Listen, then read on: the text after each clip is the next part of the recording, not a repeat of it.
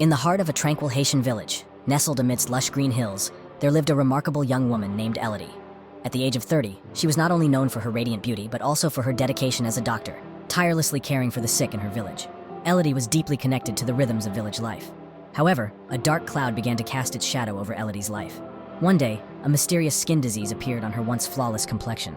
It began as small, itchy patches, but as weeks turned into months, the affliction spread like wildfire across her body. The villagers, who had always admired her compassionate healing touch, now kept their distance, fearing that her ailment might be contagious. As the disease progressed, it not only marred Elodie's skin, but also twisted her once gentle temperament. Her mind became ensnared in a web of confusion and despair. She would mutter to herself incoherently, her once bright eyes now filled with torment. One fateful morning, the entire village awoke to a cacophony of panicked clucking and squawking. Elodie, driven by some cruel impulse born of her affliction, had stumbled through the village, attacking chickens and livestock with a feverish zeal. Her hands, which were once skilled in healing, were now instruments of chaos and destruction. The villagers, torn between their compassion for the doctor they had known and their need to protect their livelihoods, tried to subdue her.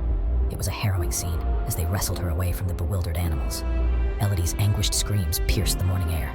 Despite their efforts, they couldn't calm her or cure her of the terrible sickness that had seized her body and mind. Elodie's condition deteriorated rapidly, and she was confined to a small, dark room in her family's modest home.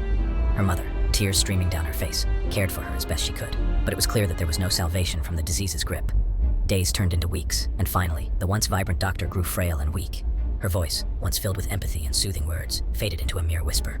On a quiet, somber night, Elodie took her last breath, succumbing to the illness that had ravaged her body and soul.